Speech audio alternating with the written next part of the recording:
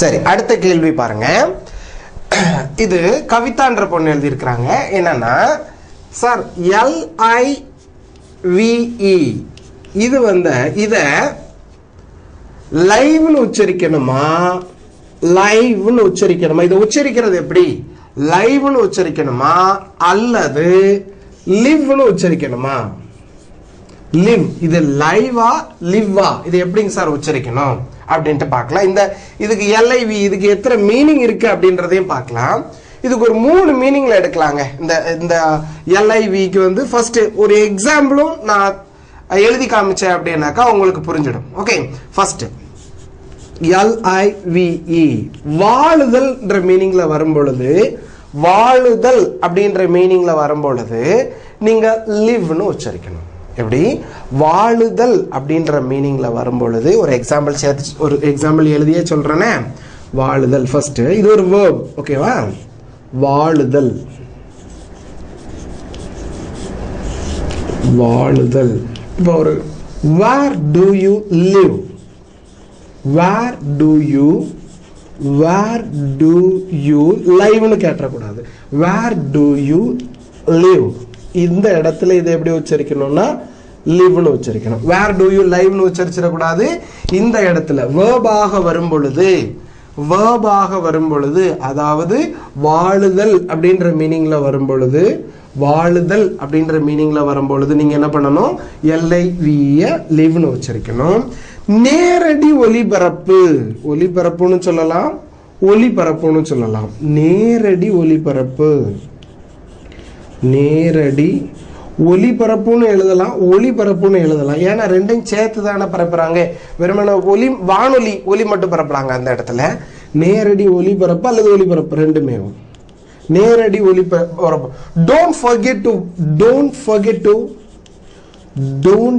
forget மறந்துடாதே. Don't forget to watch our live spoken English program. Live spoken English program. Don't forget to watch our live spoken English program on Sunday. ஞாயிற்றுக்கிழமை நம்மளுடைய நேரடி ஒலிபரப்பு spoken English நேரடி ஒலிபரப்பு போடுறோம் இல்லையா ஞாயிற்றுக்கிழமை, அதை பார்க்க மறந்துடாதீங்க. இந்த இடத்துல இதை எப்படி நம்ம உச்சரிக்கணும்? லைவ்னு உச்சரிக்கணும். புரியுதுங்களா இல்லையா? நேரடி ஒலிபரப்புன்னு வரும்பொழுது ESPN ஸ்டார் ஸ்போர்ட்ஸ் லைவ், அது நம்ம ஸ்டார் ஸ்போர்ட்ஸ் லிவ் ப்ரோக்ராம் ஓடுதியா, இன்னைக்கு லிவ் ப்ரோக்ராம் இருக்குன்னு நிறைய பேர் சொல்லுவோம். அது லிவ் கிடையாது, லைவ்.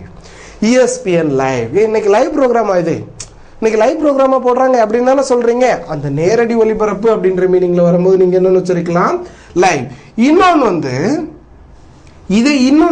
உயிருடன் இருத்தல், உயிருடன் இருத்தல் அப்படின்றது ஒரு எக்ஸாம்பிளோட சொல்றேனே.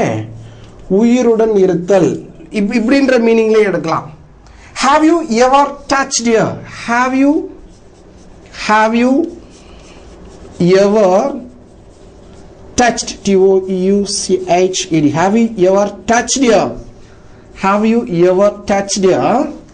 Live snake, live snake. உயிருடன் இருக்கிற பாம்பை நீ எப்பொழுதாவது தொட்டிருக்கிறாயா?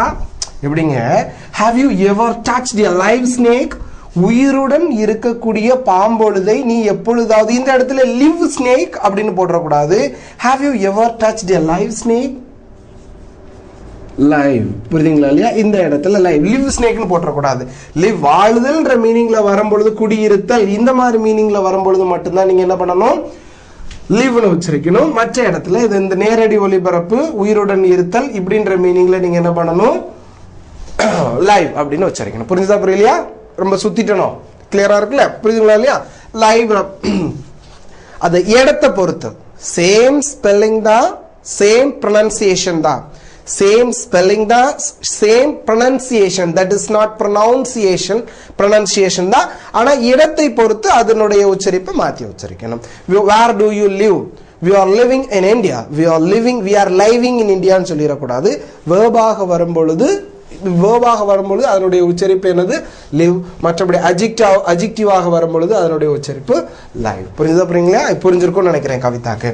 Okay, that's fine. அடுத்து நெக்ஸ்ட் क्वेश्चन போலாமா? சரி, ஓகே.